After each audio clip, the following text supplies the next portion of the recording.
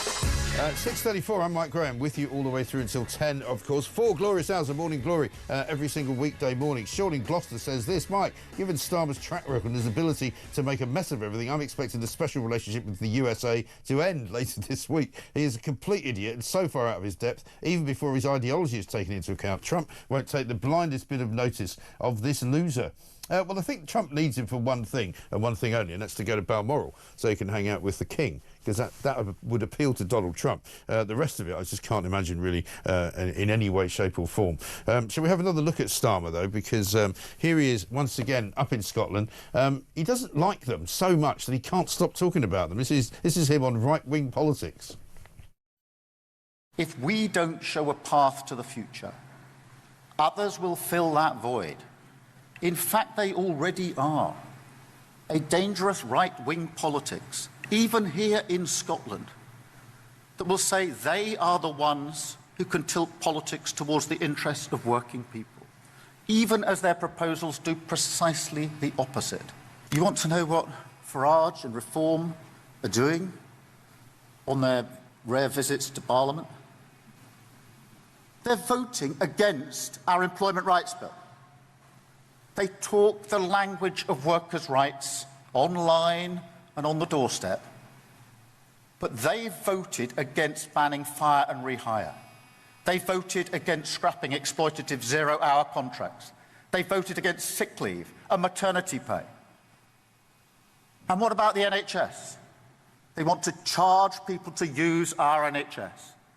They claim to be the party of patriotism, but they're fawning over Putin. No, they are not the answer for working people in Britain. And they are not the answer for Scotland. It's now annoying me whenever he says working people. It's just annoying, isn't it? Working people this and working people that. He's obviously rattled by Reform. And in fact, Nigel Farage put out a tweet saying, you know, we're obviously doing something right. If he's spending like 5 minutes at his Labour Party conference talking about Reform. Let's see what Richard Tice had to say in response, though, because he was on Peter Cardwell's show yesterday right here on Talk.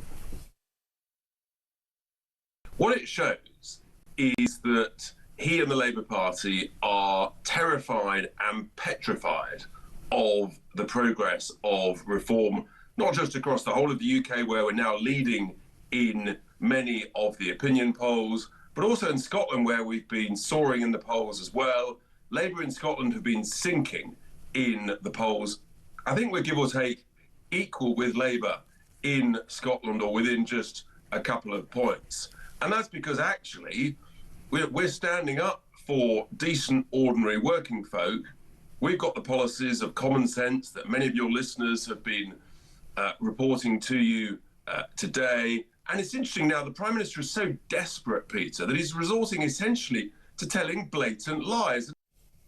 I mean, not unusual for Keir Starmer to tell blatant lies, of course. That's what he does a lot of. But what he doesn't like talking about is all of the stuff that's going badly wrong. I mean, Jonathan Reynolds still facing, you know, calls to be sacked and to resign over the fact that he pretended he was a solicitor, which is technically a criminal offence, not just on his CV, not just by declaring it in interviews, but actually saying it in Parliament. You know, the idea that this guy's still in the cabinet astonishes me. And then how about this, right? We learned over the weekend that David Lammy's Foreign Office have spent something like £500,000 on various, you know, visits to, you know, restaurants, to champagne, sort of, what do you call it, restaurants that serve the best champagne. I think they were at some couple of holiday resorts, you know, they bought some crystal from some place or other. I mean, we've got Angela Rayner now spending £20 million extra in her department in the housing ministry since she got into power 5 months ago. Most of it apparently spent on outside consultants, hiring officials and paying civil servants expensive overtime. 20 million quid. I know, it's outrageous, isn't it? And especially when you see that money going on things like consultants, the things that every government comes in and say we need to you know, wage war on our use of this because it's not good value for money. None of this is a very good look. The Jonathan Reynolds thing is becoming a complete circus.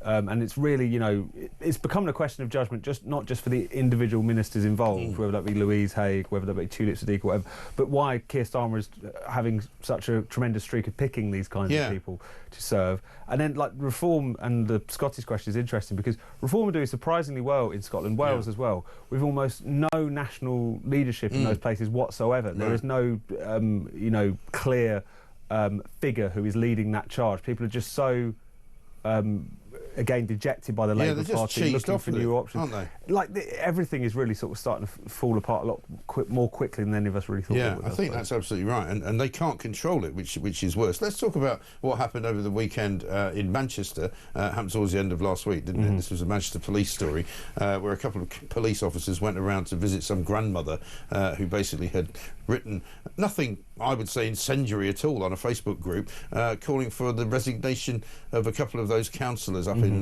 Manchester who were connected to the Andrew Gwynn WhatsApp group. No, this is absolutely insane. So, as you say, Helen Jones, this woman, she was visited by the police. Her great crime, although it wasn't a crime as it turned out, was that, as you say, she'd called on a couple of Labour councillors to resign, criticised them for being part of that WhatsApp group with Andrew Gwynn, where they were making all those kind of off-colour jokes. The police conceded that she had committed no crime. They were just turning up to tell her that this complaint of harassment had been made. But this shows you how ludicrous the police have now become, right? Because how about, here's what they should have done. They should have told the person who complained, because I think she gave the impression that they'd more or less said it was the councillor himself that complained, or somebody very close to him. Why didn't they just say to the councillor, look, mate, this is not a police matter.